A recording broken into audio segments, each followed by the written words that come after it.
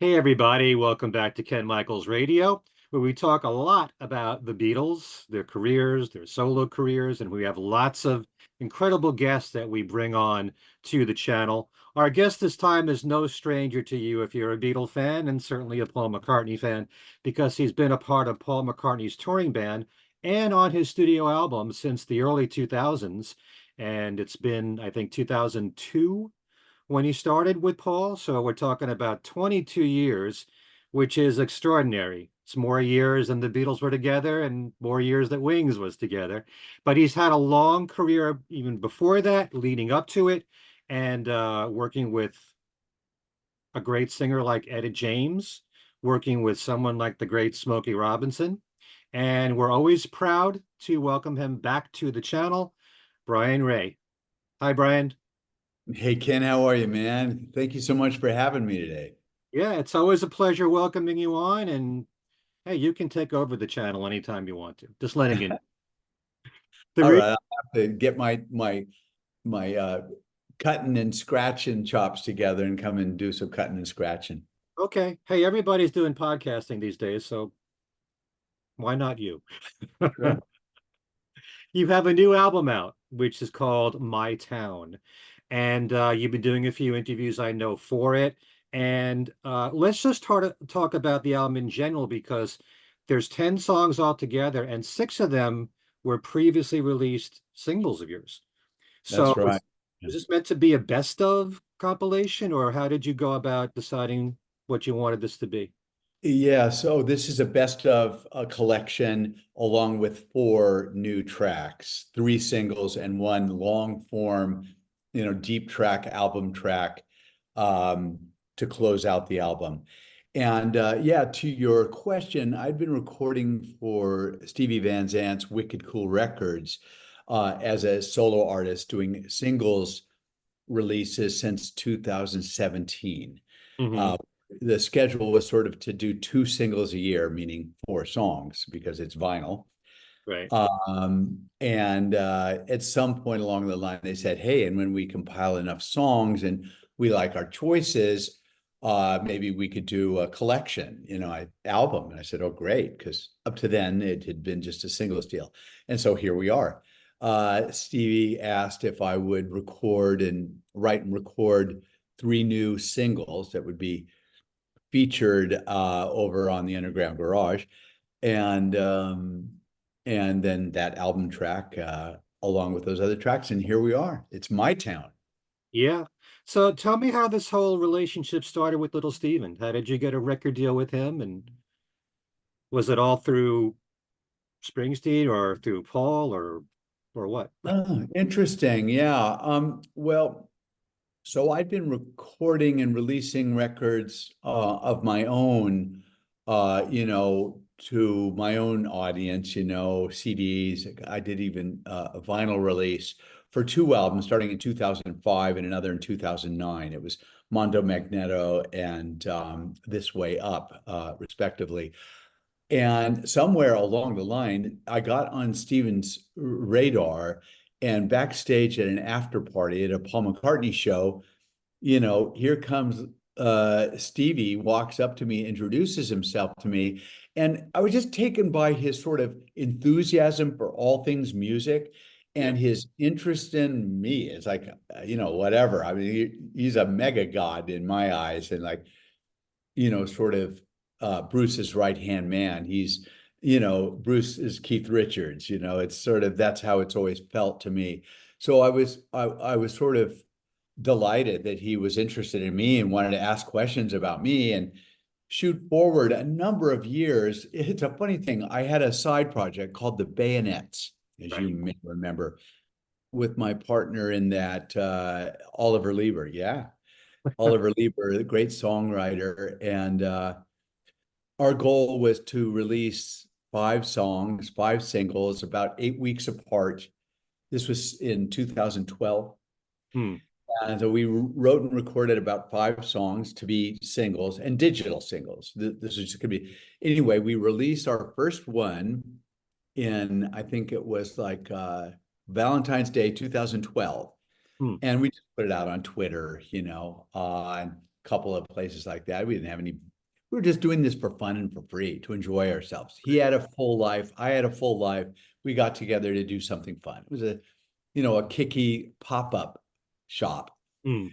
And so we put it out there, and the next morning, I get a direct message from Maureen Van Zandt, Stevie's lovely wife, saying, "Hey, I just played your song for Stevie, and he's crazy about it, and he wants to know if he can email you." And I was like, "Whoa, that's crazy." Gave my email. He, sure enough, he emails me and says, "Where is this? What is this? Where can I get some more? I want to do an edit of this song, and I want to play it on my radio station. And if you don't like the edit, that's okay. You can just, we'll play it the way you had it. Please get back to me." And I was just like, I called Oliver and said, "Hey, we've got this really amazing enthusiasm coming from Stevie Van Zandt." And, it started from there. So we didn't ever sign to Wicked Cool Records, little Stevie's label.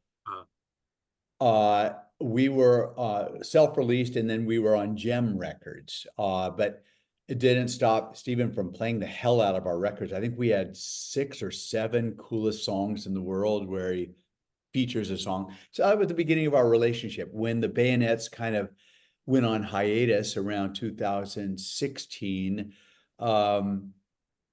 and that was a long run. It was a 4-year run on Right. one album for the Bayonets, just working and working it. And so in 2017, he said, "Would you be interested in a solo deal, a singles deal?" I said, "Hell yeah." It was basically all it was just phone calls and text messages. That's really an incredible story because usually you have to shop around yourself to get a record deal. So he discovers you and the Bayonets, and then he even wants to get involved editing your song. It's more than Yeah, just wanting your music. yeah, exactly. Yeah, I felt really, as they say in England, chuffed because, I'm not 20, and here I am getting that kind of enthusiasm and energy for my stuff. It just felt really good. It still feels good. Yeah, Amazing.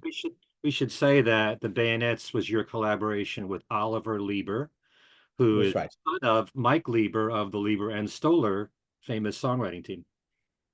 Jerry Lieber of Lieber and Stoller, right? And Mike Stoller, Jerry Lieber, right? He's the son of Jerry Lieber. Yeah, the great Jerry Lieber. Yeah, And the genes went down there. no doubt. Didn't fall far from that tree. That's for damn sure. He's got all that wonderful talent, but he's a self-made man as well. He has those influences. He's got that gift of ease with writing cool lyrics that his dad had. Mm, And then he went on with getting his own great career, having nothing to do with his dad, just on his own. He's really good. yeah. Did you ever meet his dad? Oh yeah, his dad came out to some of we had a classic rock band Mm, in early 2000s called Down Boy. It was Michael DeBar singing, Oliver Lieber and I on guitars, Matt Logg, who's now with AC/DC on drums, and Johnny Gaparik, who is now out with Slash on bass. And also Scott Schreiner from Weezer took over on bass. So we had this really fun, experienced band doing it for fun and for free at this little club in LA called The Mint, playing like every Monday. Why a Monday? I have no idea. But anyway, we would get a lot of people out to see us, and one by one, each of us started getting killer gigs, and that was my first real experience with Oliver. Oh no, I had done some. No, way before that, he helped me with Mondo Magneto, just getting guitar sounds and stuff like that. It was really nice, and some collaborating. yes, I see some of those names are present on the new album. Yeah, yeah, you'll see some of those names, all of those guys. I'm very fortunate to have a lot of close friends who are very good at music, and I like to hang out with them, and I'd prefer to be with people that I'm close with, and I want it to be fun, and I want it to be as painless as possible, and that's kind of the idea. Yeah, when I listen to your music, I mean, just from listening to this album, it's very edgy. It's pop, but it's rock. I mean, you rock on this album, but it could easily be classified. I don't even know if you like being pigeonholed into garage rock, which is what Little Steven's known for with his channel. So it seems ideal to be on his label. But would you consider yourself that type of an artist, or you think of yourself as more diversified? Well, I think that when I found and was approached by Little Steven at the Underground Garage primarily for the Bayonets and now for my stuff, I looked at Wicked Cool Records, and first, before I even knew who was on that label, I just thought, I want to be on that label. It's the coolest name I've ever heard, Wicked Cool Records. I mean, come on, that's so cool. Isn't that weird? I wanted to be on the label way before I knew him or knew anything about it. I just liked the name of it. I thought they're obviously great if they're called Wicked Cool Records. And yeah, I mean, Steven's sort of, I don't know, one of his passions is garage rock music. And for your listeners who may not know, really, the way I would define it is it's America's take on the British invasion that had just come out and blown down our doors. That's really around 65, 66, 67. That's the heart of garage rock. So you have bands like, you have the Seeds, you have the Standells, you have the Sonics from up north, you have Paul Revere and the Raiders. You have these, oh, excuse me? The Knickerbockers, I was going to say. Knickerbockers, I was going to say that they're really great too. All these great American bands doing our take on the British invasion, while, check it out, the British invasion was doing their take on our rhythm and blues and original rock and roll. So it was sort of a game of transatlantic tennis, watching this cultural, tennis match go across the ocean, Yeah, it was like recycling. So it was sort of like Steven's passion for that kind of music. It's a fascinating time of music. First of all, I love Paul Revere and the Raiders. I'm like diehard big fan. And all of those bands that we just mentioned. And all the British invasion guys. But they took me to learning about where it all came from, which was Chuck Berry, Little Richard, Elvis, Everly Brothers, Jerry Lee Lewis, and many, many others, So it's sort of funny that the Brits educated me on our music. Although when I was a kid, I was around Elvis's music because of an older sister. So I kind of got it. But I love what the Brits did with our music and added their own. And then we did our thing. And it felt like garage rock music was a little less well produced than the British counterparts, which were really, I mean, the Beatles records in '66, we're talking about Revolver, Pet Sounds, Revolver, all that year. And we were doing like, crazy stuff like, whatever. We were doing like, Have Love Will Travel by the Sonics, and like hot, crazy, like distorted singles, but they're so hot, So I don't know. I'm babbling about it, but I'm a big fan of the music. I found it easy for me to get passionate about it and to give Stevie what he's looking for at Wicked Cool Records.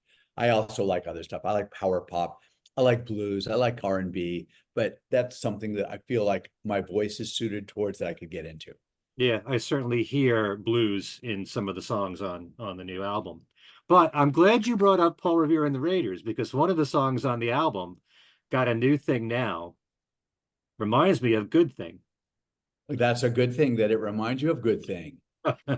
I mean, that to me, Good Thing is a pop oddity confection. It's just like a masterpiece to me because it's Stonesy in the verse, and then it's like Beatley Beach Boys in the chorus and release.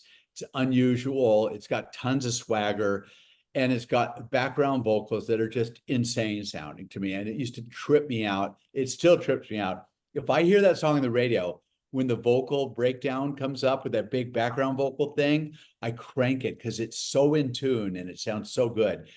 So when I did Good New Thing, it was a song idea that had been around for a while, and it started with that like do do do do da do do do do da do do do do, that cool repeating riff.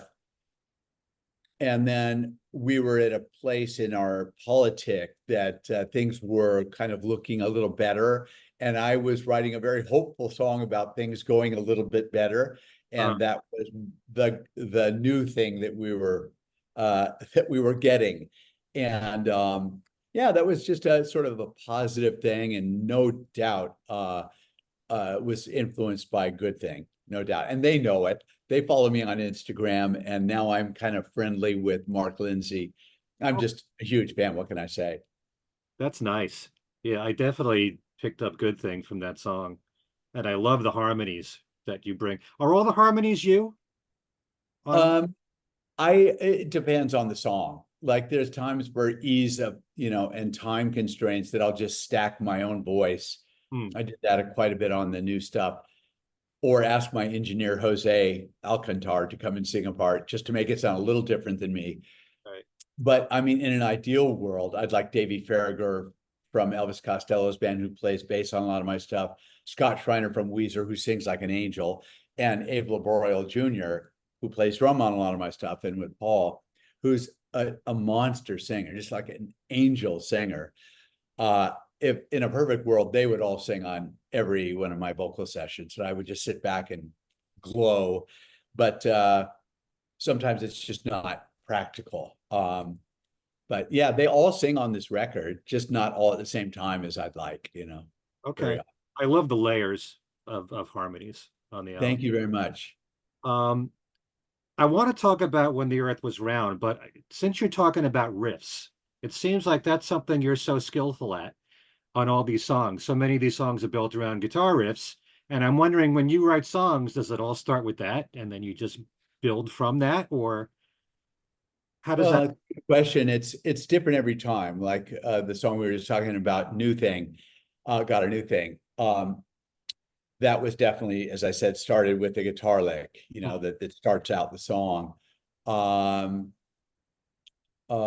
when the Earth Was Round, that we were about to talk about, has a guitar lead lick in the front hook thing, but that's not where the song started. That started with just the idea of that vocal note on that dominant 7th chord, which I just never heard done. It's such a simple, like it's a blues note, the flat 7, dominant 7 on a dominant 7 chord, just banging away at those two things.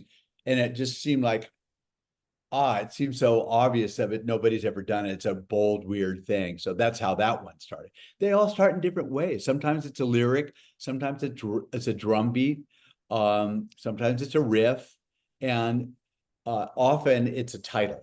Like I like to write the whole song to a title. Like this is where you're driving to.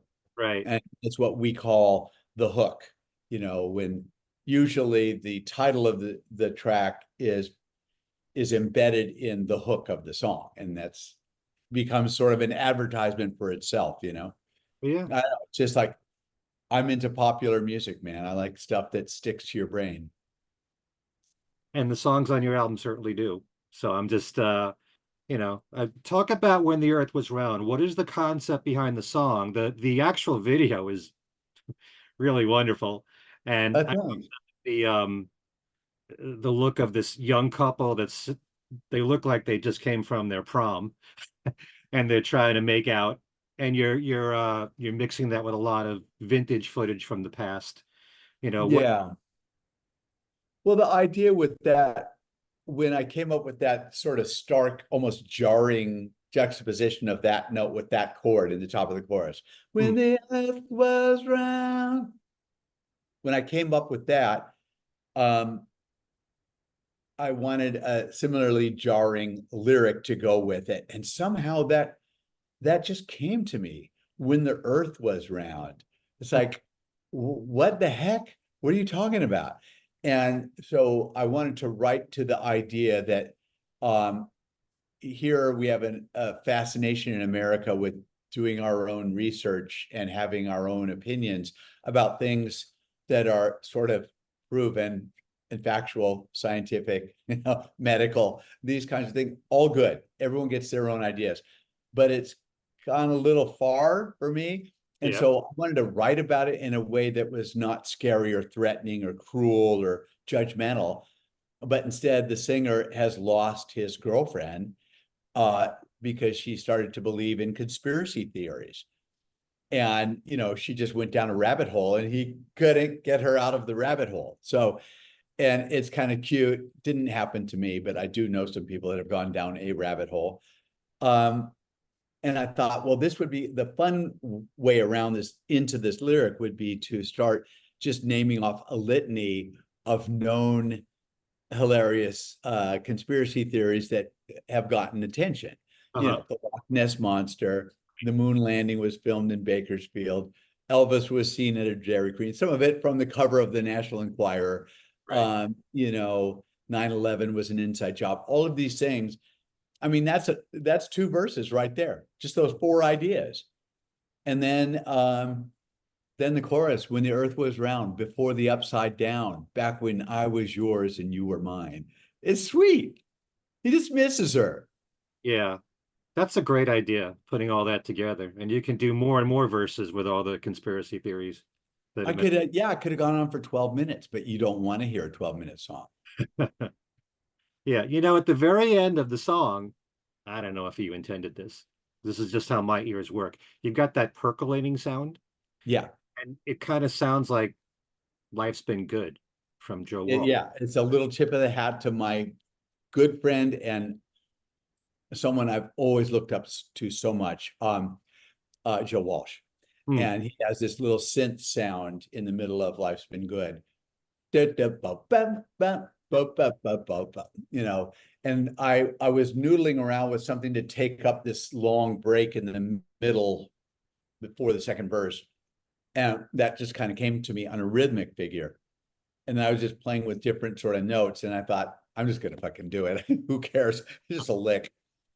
And I chose a very different sound, not at all like Joe's, but it's actually more like the old Folgers coffee commercial from the early 60s. If you listen to it, they have a rhythmic figure with the old school coffee pot with it percolating up into the glass top. And I remember like it was yesterday. And so it was more like the sound was the Folger sound and the riff was Joe's Wood. I just pull from whatever, man. What can I tell you? Hey, I got that melody in my brain. Yeah. That one. Yeah, that's exactly it. Good one. Yeah. Say they turned us into coffee freaks too. I'm still a coffee freak. Not only that, there was that hit record in the early 70s, Hot Butter by Popcorn. And you had that same kind of sound. But it's kind of like similar in sound. Interesting. Well, that one last thing on that song was at the very end, under the percolating sound, you also hear a Morse code that sounds like something being beamed out to, you know, to space. And I actually spelled something out in Morse code. I went online. You can type in a phrase and it'll feed back the Morse code. So I brought it back, sped it up so it was the right tempo, raised the pitch so it was the right tempo, and laid it in there. And then I asked my friends on Threads, the first one to decipher this, to figure out what I was saying in Morse code, gets a free album. And two people got it within like 2 minutes of each other. So I'm sending in both a signed album. And I'm going to ask you, Ken, to go listen, get out your little decoder ring, figure out what the hell I was on about without looking at Threads, and tell me what it was. I will get back to you on that. Okay, I'll send you a signed CD if you get it right all on your own. Okay. You can't cheat. You got it. Okay. I want to bring up the blues, which I hear on a few of the tracks on the album. I think Spellbreaker is a bluesy song to me. Yes. Yeah. How much has the blues influenced you? I know you said you like all kinds of music. Well, a great deal, Ken. Like when you're a kid and you're falling in love with guitar and music in general and early rock and roll as I was, you know, my first guitar hero was Scotty Moore, listening to his crazy solo on like Heartbreak Hotel, Hmm. or the guy who played on A Rock Around the Clock. I'm forgetting Bill Haley's guitar player, forgetting his name, or any of these guys. They were all so good. Chuck Berry was great. All these guys. Well, you shoot forward into the 60s. I didn't discover the guys that they were taking off from: B.B. King, Albert King, Freddie King, Otis Rush, uh, uh, Sumlin, all these other greats. I didn't learn that until the late 60s, when I had a sort of a guy say, "Hey, you want to hear where Clapton got that lick?" Right. And he brought me back to like an old Buddy Guy lick or an old David T. Walker. And I went, "Oh, whoa." So I was just, you can't be in love with rock music in that era without being in love with roots oriented and blues guitar. It's the language, the vocabulary of that music, Right. from which everything else kind of springs. The the guitarist in all of those bands and all those records, it's the main man. It's like the lead vocalist. You have Howlin' Wolf and Hubert Sumlin, and you have this energy going on Mm. that, it's always back and forth, Buddy Guy and Junior Wells. You had this incredible relationship, call and response going all the time. So I just got into that. It's in my skin. In the 60s, I was a huge Jeff Beck freak. When he came out with his first solo album, Truth, uh, I just decided that was my guy. And, Mm. that his humor and his sort of uh, rebellious kind of approach to the guitar really moved me. So he was my guy. Yeah. So you also covered I Ain't Superstitious. By the way, all the older songs that you put into the new album, are they in any way remastered, remixed in any way, or are they the exact same versions? They're all remastered so that they flow well together, and so that the gain is similar, because these songs are spread out over 7 or 8 years now. Mm. uh the volume of a mix could go up or down, but I had the same mix engineer on every song all along the way, the great Joe Zook. I may have had a different mastering uh uh company do it halfway through or something like that. So I had my more recent mastering guy go through all of it and make it all, just sort of equalize it all so it all flows. Yeah. It all sounds like it was recorded at the same time, which is the goal, really. I see. Man, that's so good to hear. Yeah, but this recording that you made of I Ain't Superstitious, were you influenced by Jeff Beck's version, or how? Only a little. Like I am such a freak for that Truth album that I decided, Jeff was still with us at the time, very much with us. No one thought he was, gonna leave us. He was still healthy and vital and touring, and I've always been such a huge fan.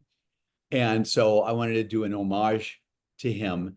And that to me meant like to kind of broadcast what he did for me.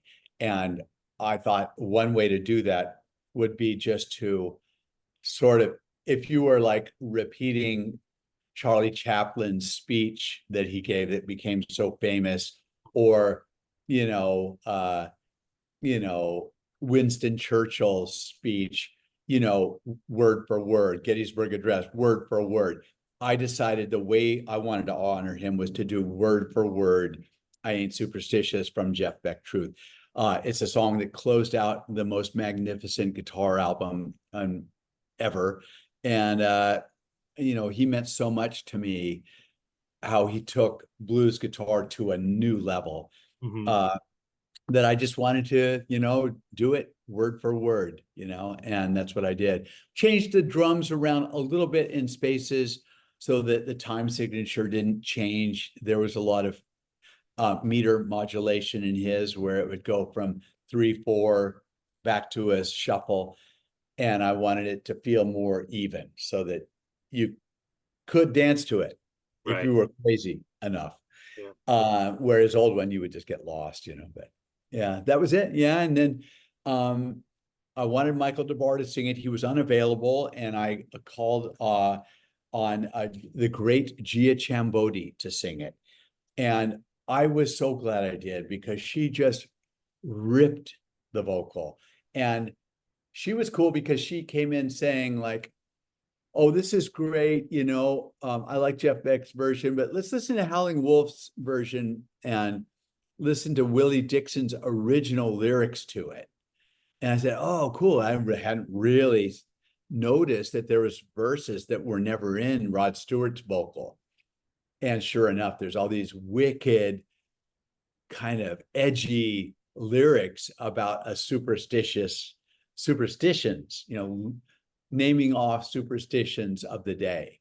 Yeah. And so she said, what if we could bring in a couple of these verses to the Rod Stewart version? So it'd be kind of more of a mixture of the original. And I said, that sounds great.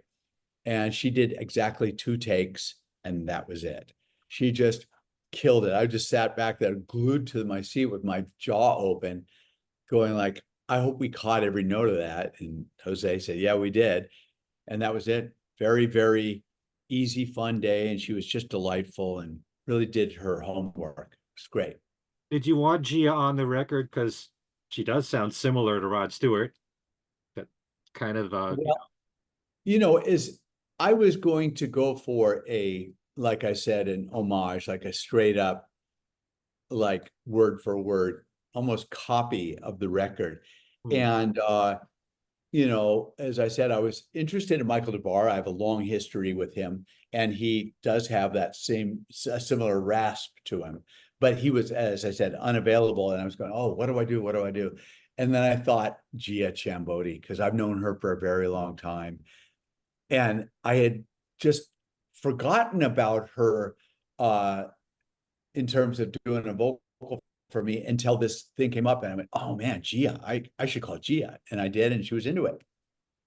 okay. Terrific track. They're all really wonderful. Thank you. Um, when I listen to the album, it really kind of becomes apparent, and you've even indicated this in the interview, that you don't want long tracks. Your songs are usually 3, 4, 5 minutes long. Your guitar solos are usually not very lengthy. They're concise, but they have Yeah. a lot of bite to them and a lot of Yeah. work was put into them. Is that what the kind of style that you wanted to, you know, when I think of that, I think of like George Harrison or someone like that, where a short guitar solo says a lot. I'm not saying they're all short, but Right. I noticed that with a lot of your songs. Well, yeah, well, thanks for that. Like I was raised with long guitar solos playing on stage with Etta James, where she would get a break from having to sing as great as she sang, as hard as she sang, give her a little rest, and she'd throw me a chorus, and then she'd go, play, and then play. So I ended up doing like 4 like rounds of say a blues song. Uh-huh. You're doing a 2-minute solo. And while I love that, and I love the indulgence, I love guitar.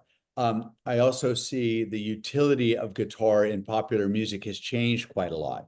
Hmm. And so I was thinking of just kind of boiling it down to a more essential stuff and Right. not have it be so indulgent in terms of how long a solo is. And also to your point about like uh, length of songs, you have to keep in mind this is a singles collection. Hmm. And little Steven wants to hear 3:30, 3:40 tops. Maybe I stretched it to 3:45, 3 minutes, 45 seconds a couple of times, but that's what he wants. And then in the final track, All the While is the title. He said, do whatever you want, as long as you want, with no regard for what would be a single. It needs to be a deep track, album cut, like 70s, album-oriented rock radio. And I went, okay, are you sure? And so I wrote All the While, 6.5 minutes, and it's very indulgent. Yeah. Yeah. I mentioned before I love the harmony work that you do on the album, but in particular, all the while, there's one moment where there's just vocals. It's kind Yeah. of brief, but I love that part of the song. It's stunning. Yeah. Well, it was an idea of mine, and it's not me, so I can say it's stunning. It was an idea of mine to have this long track, indulgent, sort of east-west kind Uh-huh. of trippy, psychedelic, spiritual lyric, a seeking lyric. Um, And then all of a sudden in the middle of it to just the record opens up like the Red Seas, and there's just a big wall of background vocal and a choral, kind of classical choral. And since I had approached Abe to play drums on it, Hmm. and he said yes, and this was going to be the one full live track with all live recordings of real men in a room, uh, probably on the whole album. You know, a lot of it was done piecemeal, but this song was going to be all of us in one room. And I said, Abe, would you insert like, 16 bars of just Abe that's doing like whatever you want? He goes, okay, but do you want me to stay in the same key? And do you want me to stay in the same mode? And I said, do whatever you want. And he went, okay.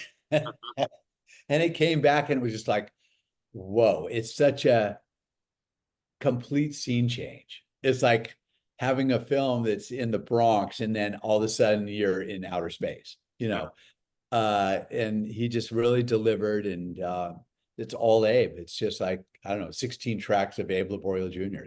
And it's really great. Very proud of it. Maybe every album should have one track that's all freeform. Yeah, just break it up and let something different happen. And it was really fun. We have this really cool sort of psychedelic keyboard solo by the great Adam McDougall on that song. And then I play a solo, and then it abruptly ends. And then goes straight into Abe's background vocal. Just crazy. So fun. I need to ask you because I would love to see you live Yeah.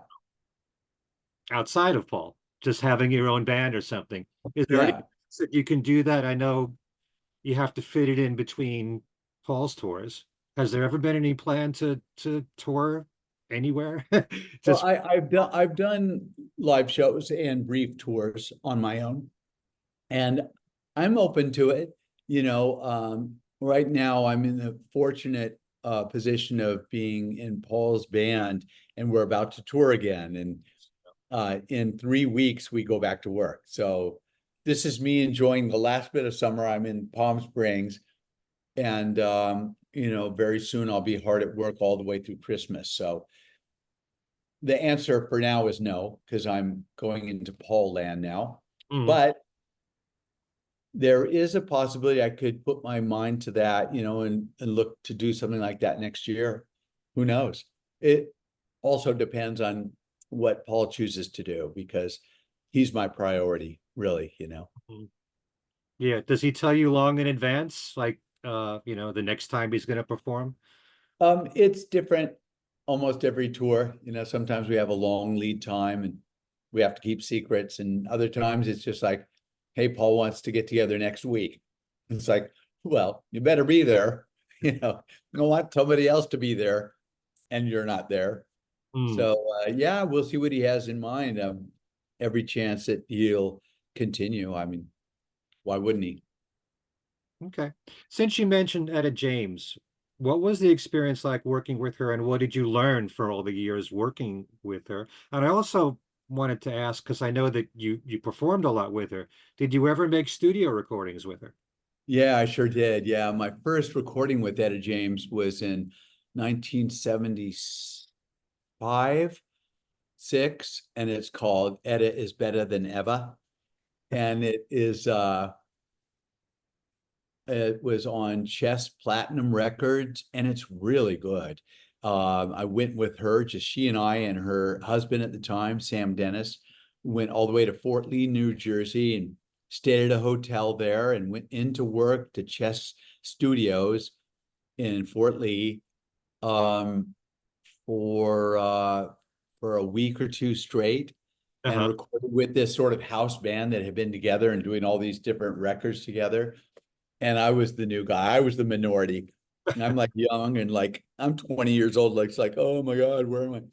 And they were nice enough to fit me in. And yeah, that was a great experience. And then 77, I did a record with her called Deep in the Night on Warner Brothers Records, with the great Jerry Wexler producing, and played lead guitar on about 3 tracks and some rhythm guitar on others. And then we did a live album together in about 1980, 81, Mm. called Live from San Francisco. And it was first released as a vinyl only in the early 90s on Private Music. And that's called Live from San Francisco. And that was like, we have 3 nights of recordings and we boiled it down to what would be on an LP. So there's all this music that's unreleased at Etta at her live hottest. It's just so good. So I would love to be able to put together a second version, an expanded version of that, you know. Mm. That would be fun. Oh, But and then yeah, I wrote with her on sticking to my guns in the 90s when she was on Island. And then she recorded with me on Mondo Magneto on a song called Soft Machine. Gave her vocals and joined me on that big bluesy rockin' tune, and we had a great time. And then another recording with her on just she and I at her studio, just guitar and vocal for The Sky is Crying. And that was on a later album. I'm forgetting the title of it right now. well, I'm Yeah. writing all this down. I've got a whole listening schedule now for the next couple of months. Checking Yeah, this. Etta is Better is really fun because it's so 70s, sort of in the middle of disco's popularity. And, you know, this you could hear the Chess Platinum trying to get sort of that disco, this kind of that soul disco thing, you know. Yeah. It's cool. Really good. Like disco?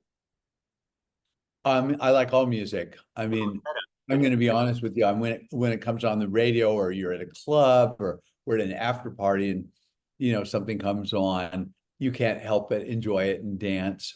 It's not my kind of thing, but I like all music basically.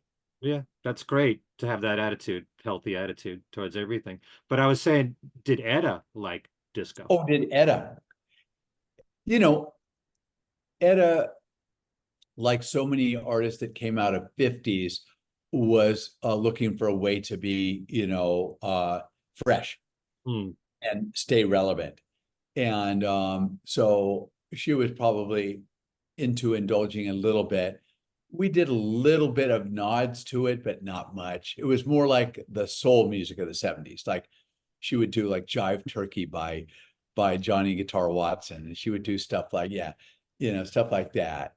Um, yeah, so more like the soul stuff than the disco stuff.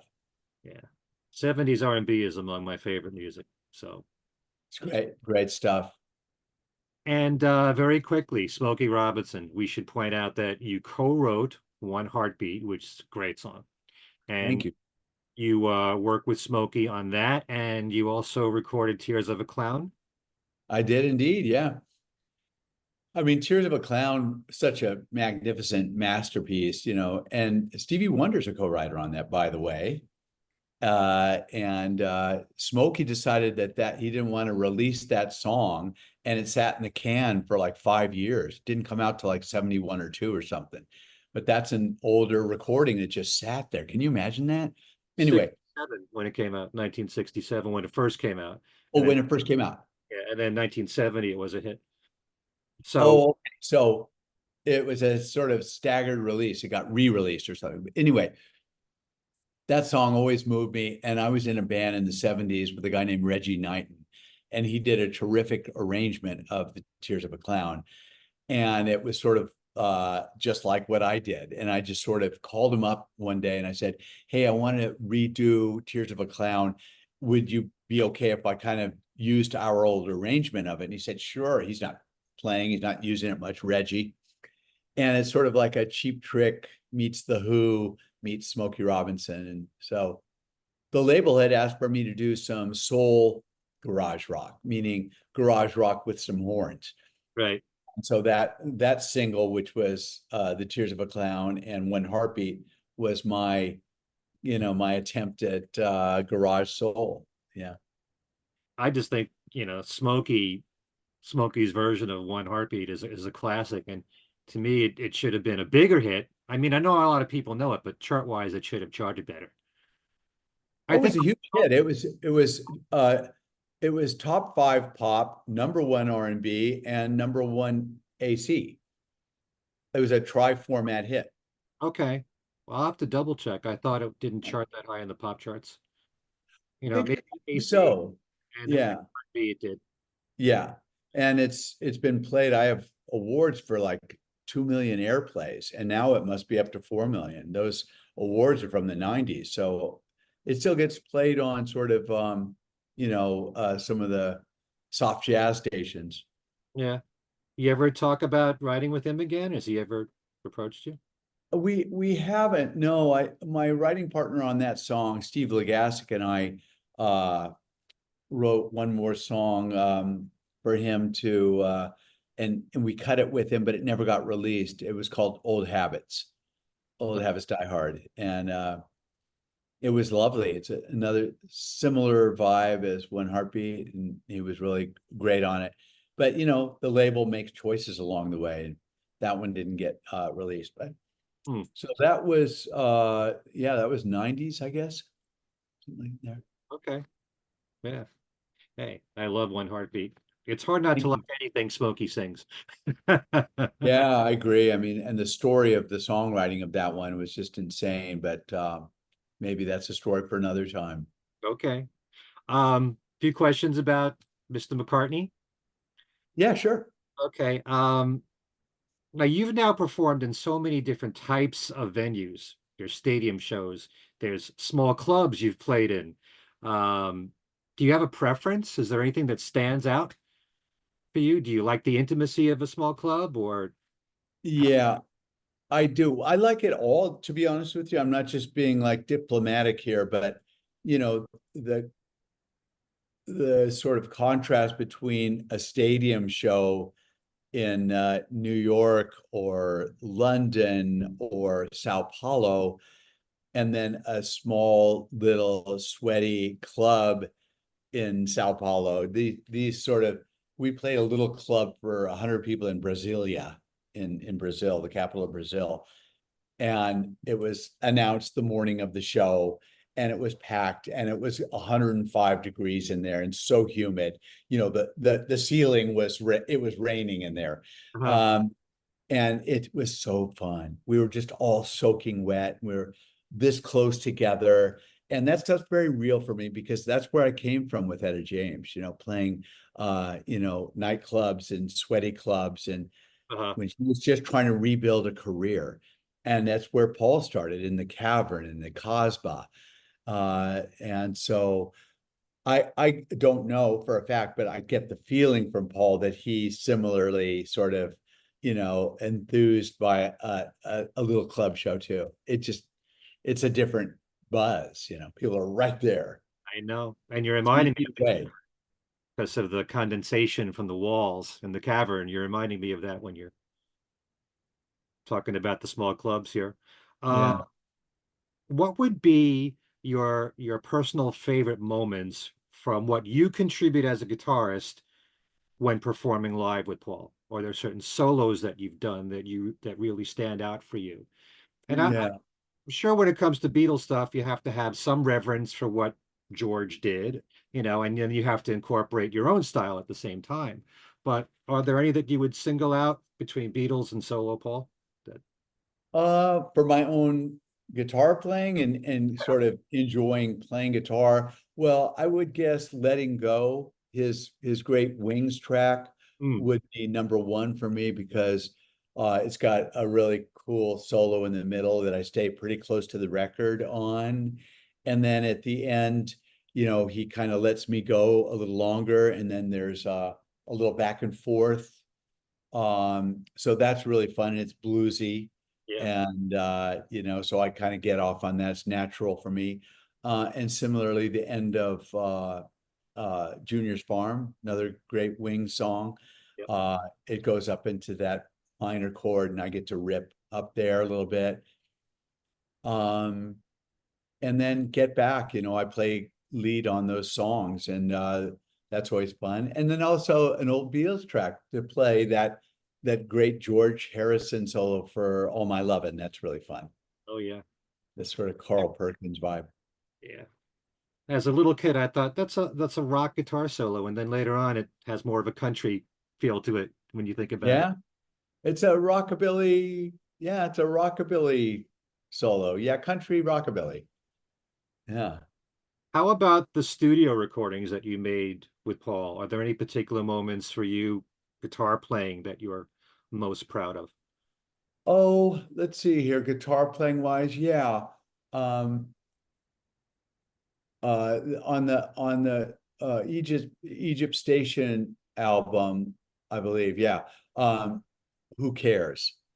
That was like the first track that we did on that album. And Paul came in and he was playing acoustic guitar to show us the song.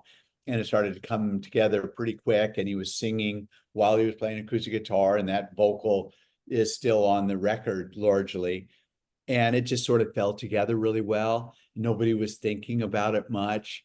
We did about 4 takes and went in and listened. And, so my rhythm guitar kind of whatever, it kind of sort of, I don't know, kind of like a Keith kind of a vibe on it, kind of Uh-huh. rhythmic. And so that was really fun. And I played a couple of cool bass things that I enjoyed playing on as well. But yeah, uh, all of it. I'll do anything on his records, whatever he calls on me to do. Okay. Most of the time that you've worked with Paul, does he have a very definite idea of what he wants you to play, or does he let you improvise? I think it's both. You know, when it's an overdub on top of a track that's existing that we've done or that he's done, he'll have a pretty specific role that he wants you to fulfill. Uh-huh. And when it's a basic track and he's just fleshing out a new song, it's sort of like we're all helping to sort of create. And even in Who Cares, the song I just mentioned, when it came time to the bridge section, there's this sort of ascending chord riff. And he said, let's try that part again. We had gotten the basic track. And he said, I want to hear this done just a little differently. So it was really cool. It's a great collaboration. He had a concept of how he wanted the chords to sound as they go up, because he's a master of harmony, just like he knows what he wants. So it was just like really cool. I mean, to be guided by Paul, it's just great. And then there was one other one. What was that one? It was this song, a part of that 3 song medley that comes at the end of the record. It's And Punch You Down. Hunt And You Down. Okay, so I played the rhythm guitar on that basic track on Hunt You Down, down, down, down, down, down, and that. And he later ended up replacing that in England and doing it his way with his sound. But that was really fun. And to feel his sort of enthusiasm to hear his own record come together was really fun. And even if, say, he replaces Abe's drums or Rusty's guitar uh, or my guitar, you're still a part of this creation, and it feels great. yeah, I tell you, Hunt You Down. I get disappointed because I love the song so much and it's too short. He should have went on and on and on with it. I have to agree that one could have been a good 3.5 minute killer single, but he had a vision where, sort of like the Abbey Road medley. I think he had a vision. I can't say what he was doing, but it seemed like he had an idea that it would lead into this and that would lead into this. Okay. Has Paul ever commented about your songs on your albums and singles? Yeah, yeah, he sure has. I remember like 2006 when I had just released Mondo Magneto. We were on the way back from a show in maybe Houston or something like that, Hmm. or on the way to it. I don't remember. It's a while ago now. And he said, Brian, come here. And I came back and sat by him on the plane. He says, I want to let you know that I've listened to your album. And I won't do his accent. He said, this is really, really good. I love how you tied in drinking and drunk. And I liked you better when you were drinking. Uh, and then he says, and the beat and the groove and the drums on Soft Machine are just insane. And yeah, he went on about a few of them, and you just feel like hey, would you say all that again and let me record it? You know, because so I can keep it. But of course, I didn't say that, but you want to say that. But it's flattering, of course, because we all look up to Paul as, you know, sort of the godfather of popular music in a lot of ways. You know, he's the guy, you know. He and John, you know, constructed the magnificent resort that we all enjoy, you know. Yeah, it's the most amazing, breathtaking catalog when you combine Beatles and all of the solo stuff. It's amazing. Yeah. Did you ever ask him if maybe he'd like to contribute to one of your records? Because I know he played on one of Rusty's songs. Yeah, we all did on that song. That was a fun day. Yeah. Um, well, you know, I think there was a time when I wanted him to I wanted to ask him if he would contribute to, what was the song on my first album? Um, All I Know, on the Okay. first album, kind of this long ballad. And we just were in the wrong continents. And by that time, we didn't really have the same file sharing capabilities I feel like you can do now, where you just, you know, send the session to somebody, it's a link, and they open it up on their computer, and there's the whole recording session. So it hasn't happened, but you know, I'm sure that he would be willing if he and I were on the same continent. In the case of Rusty's, we just happened to have 4 days off from our tour, and Rusty, you know, looked ahead and asked if we would all do it. And David Kahn, who was, you know, the one responsible for the live band and who was producing albums with Paul at the time, said he would engineer it or co-produce it or something like that. And so, yeah, so we all did it one day. Yeah. Okay. A few more questions and then I'll let you take a break for the rest of the day. Okay. Um, do you still make suggestions to Paul about what he could add to the set list of his shows? Because I know a while back it was either you or Rusty that suggested too many people, and it was added to the set list. So Yeah. do you Yeah, we're always all, you know, campaigning for this song or that song. I mean, Helter Skelter was something we were all wanting to play back in 2003. And I think we tried it in 2004. Uh, and he just let it go. And then in rehearsals in England one day, he called it. Hmm, And we were like, okay, we're ready, because we had run it. The band had run it yeah. without him. And I think he might have overheard it on his way in or something like that. And it just caught his ear. And for, you know, a lot of reasons, his personal reasons, that song was sort of not something he wanted to chase, you know, or to do again. Understandable. But yeah, we tried it with him on guitar. We tried it with him on bass, Hmm. similarly with me guitar or me on bass. And, you know, of course, I enjoyed it in the old way. I just want to play the song, you know, the song that matters. And yeah, and we landed on it, and then it found its way into the show. So we're always playing or trying for some song. Uh, I think Letting Go, I think, was a song I suggested, or I'm 1985. I don't remember. One of those two I suggested, and it's stuck, you know, we still play it. I'm so glad because to me that is a song during the Wings Over America tour. That's one of the best live songs from the show. I like the live recording more than the studio recording. It's just a Of which song? of letting go. Oh, wow. It's Cool. it's a song that was meant to be done live to me. It's kind of like the Let Me Roll It of Venus and Mars. You look, Yeah, bluesy and tough, and it's just great. It's a great song. He sings it great, great lyric. And now we have a wonderful horn section hmm, who can really nail that horn line. So we can sort of do those horn songs really convincingly now with a really good horn section. So it makes it even more fun.